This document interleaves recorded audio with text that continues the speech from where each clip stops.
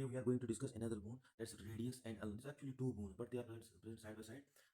And sometimes they are fused, such as in case of cattle and buffalo, they are fused bone. तो इनको हम साथ साथ पढ़ते हैं, रेडियस एंड अल्ना को, ठीक है। जब हम radius and ulna in case of cattle and buffalo में देखते हैं, कैटल एंड बुफेलो में क्या होता है, जो रेडियस एंड अल्ना होती है ये फ्यूज्ड होती है, ये फ्यूज्ड होती है। As you can see from the diagram, ये जो दोनों बोन्स है ये फ्यूज्ड है। ये सामने वाली बोन जो है ये रेडियस है, और ये जो पीछे वाली बोन है जो लेंथ में थोड़ी ज्यादा है, ये अल्ना है। दीज टू बोन्स जो रेडियस एंड अल्ना होती है, these are two bones actually, ठीक है। और रेडियस जो है सामने रहती है और इसके पीछे रहती है, पोस्टीरियर पोर्शन जो रहता है रेडियस का, वहाँ पे प्रेजेंट होती है ulnar bone. These are present, ये कहाँ पे प्रेजेंट होती है, between the distal end of the humerus. यहाँ पे distal end of the humerus होता है और यहाँ पे कार्पल्स होती है। कार्पल्स और डिस्टल ह्यूमरस के बीच में प्रेजेंट होती है रेडियस एंड अल्ना। और जब हम रेडियस को देखते हैं लेंथ वाइज जो है it is shorter than ulna, ये अल्ना से शॉर्टर होती है। और इसमें क्या है, जब हम इसकी शेप देखते हैं ये क्रेनियोकॉर्डली फ्लैटेंड होती है, ये क्रेनियोकॉर्डली फ्लैटेंड बोन है। कौन, अल्ना रेडियस को जो हम देखते हैं क्रेनियोकॉर्डली फ्लैटेंड बोन। और कर्वड होती है लॉन्गिट्यूडनली। जब हम इसको लॉन्गिट्यूडनली देखते हैं ये कर्वड बोन है, ये कर्वड बोन है लॉन्गिट्यूडनली। कौन है curved bone, that's your radius, ठीक है। It's curved bone longitudinally.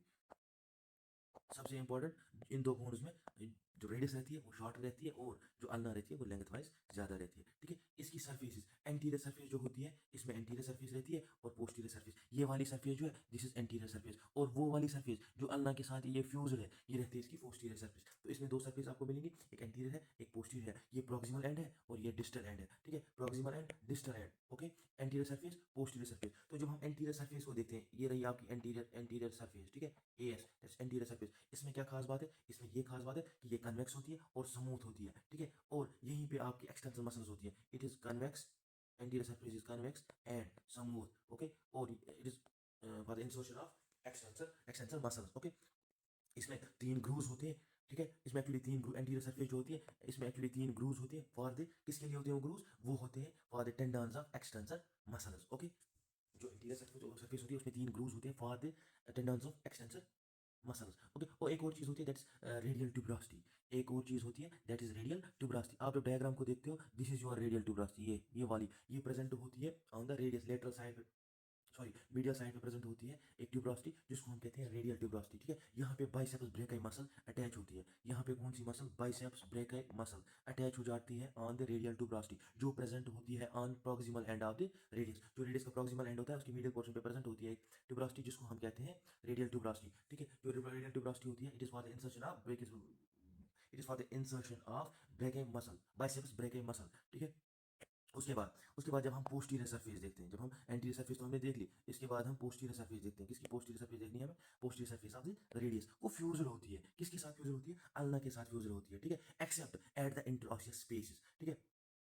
Accept at the interosseous spaces, वो स्पेस जहाँ पे रेडियस एंड अल्ना ज्वाइन नहीं होते, फ्यूज नहीं होते, उसको हम कहते हैं interosseous. Interosseous between the bone जो स्पेस रहती है, वो स्पेस रहती है बिटवीन रेडियस एंड अल्ना, उनको कहते हैं इंटरऑसियस स्पेसेस। और जो लेटरल सरफेस होती है, जो लेटरल सरफेस होती है इस रेडियस की, जो लेटरल सरफेस होती है वहां पे आपको मिलते हैं वेस्कुलर ग्रूव। वेस्कुलर ग्रूव याद रखना is present on lateral surface, ये रहा आपका vascular groove, okay. Vascular groove में क्या होता है, वेस्कुलर ग्रूव में प्रेजेंट होती है इंटरऑसियस आर्टरी। कौन सी आर्टरी, इंटरऑसियस आर्टरी। हमने डिस्कस किया एंटीरियर सरफेस, हमने डिस्कस किया पोस्टीरियर सरफेस, हमने डिस्कस किया लेटरल सरफेस। और लेटरल सरफेस में प्रेजेंट होती है वेस्कुलर ग्रूव में प्रेजेंट होती है आपकी इंटरऑसियस आर्टरी, ओके। उसमें उसके बाद हम जब प्रॉक्सिमल एंड को देखते हैं, ये तो सरफेसेस हो गई, सरफेस आपको एंटीरियर देखी, पोस्टीरियर देखी और लेटरल देखी, ठीक है। और उसके बाद हम जब देखते हैं proximal end of the radius, इसमें इट आर्टिकुलेट, जो प्रॉक्सिमल एंड होता है रेडियस का, it articulates with the condyles of the humerus, okay. जो कॉन्डाइल्स ऑफ द ह्यूमरस होते हैं वो अटैच हो जाते हैं यहाँ पे वो अटैच हो जाते हैं कॉन्डाइल्स ऑफ ह्यूमरस, ओके। अगर आपको कभी पूछा जाए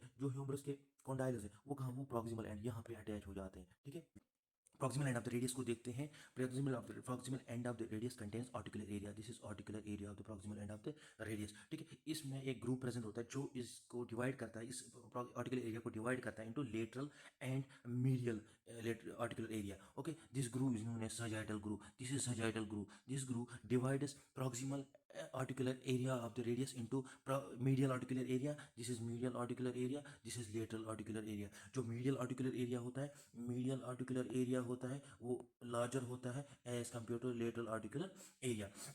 और जो मीडियल आर्टिकुलर एरिया होता है वहाँ पे प्रेजेंट होती है एक ट्यूबरोसिटी जिसको हम रेडियल ट्यूबरोसिटी कहते हैं, which is present on the medial side of the proximal end of the radius. और जब हम लेटरल आर्टिकुलर एरिया देखते हैं वहाँ पे प्रेजेंट होती है एक और ट्यूबरोसिटी जिसको हम नाम देते हैं लेटरल ट्यूबरोसिटी। ओके, जो मीडियल ट्यूबरोसिटी होती है जिसका दूसरा नाम रेडियल ट्यूबरोसिटी भी है, it is for the attachment of biceps brachii muscle. Okay, it is for the attachment of biceps brachii muscle.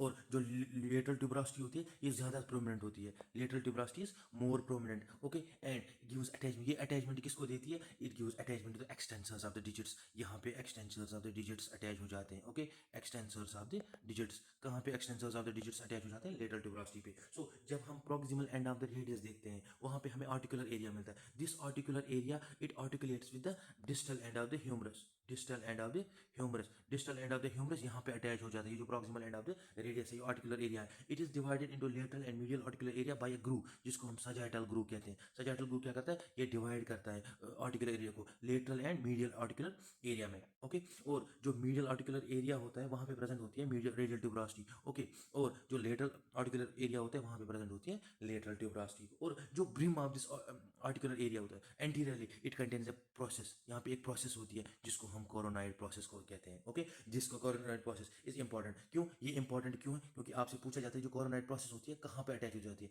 It attaches with the coronoid fossa. Coronoid fossa, coronoid fossa कहाँ पे होता है, coronoid fossa is present in the distal end of the humerus. So ये जो humerus का जो coronoid fossa होता है वो अटैच हो जाता है दिस कोरोनाइड प्रोसेस के साथ। ओके, जो प्रेजेंट होती है रेडियस के प्रॉक्सिमल एंड पे। एंटीरियरली, एंटीरियर ब्रिम जो होती है इस आर्टिकुलर एरिया की वहीं पे प्रेजेंट होती है आपकी coronoid process. All these structures are present on the proximal end of the radius. जब हम अल्ना को देखते हैं, ulna is known as ill developed bone, it is an ill developed bone. Okay, ill developed bone, इसमें shaft जो रहता है that's prismatic, prismatic shaft होता है इसमें। ओके, इसमें प्रॉक्सिमल एंड रहता है, डिस्टल एंड रहता है और शाफ्ट जो प्रिज्मेटिक होता है। ओके, और जब हम इसका प्रॉक्सिमल एंड ऑफ द देखते हैं, किसका proximal end, proximal end of the ulna, proximal end of the ulna में हमें देखने को मिलता है olecranon process. This is olecranon process.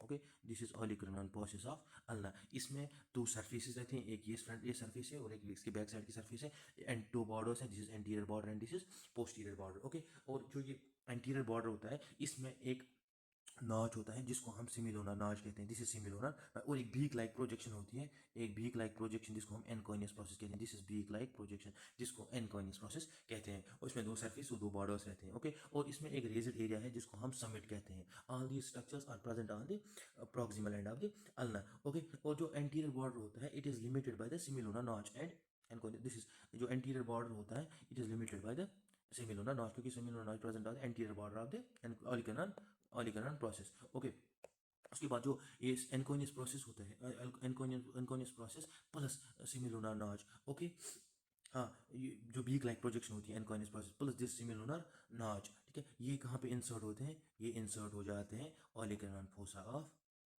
Humerus. Okay, olecranon fossa of humerus important है ये यहाँ पे। ओके, जो एनकोनियस प्रोसेस होती है और जो सेमिलुनर नॉच होता है present on the interior border of the olecranon process, ये अटैच हो जाते हैं ओलिकनन फोसा में। ओलिकनन फोसा कहाँ पे प्रेजेंट होता है, वो प्रेजेंट होता है on the distal end of the humerus. Okay, this is all about ulna, proximal end of the ulna. और जब हम अल्ना का डिस्टल एंड देखते हैं, जब हम distal end of the ulna देखते हैं वहाँ कुछ ज़्यादा खास नहीं है, बस एक चीज़ इंपॉर्टेंट है, वहाँ पे प्रेजेंट होती है वहाँ पे प्रेजेंट होती है स्टेलॉइड प्रोसेस।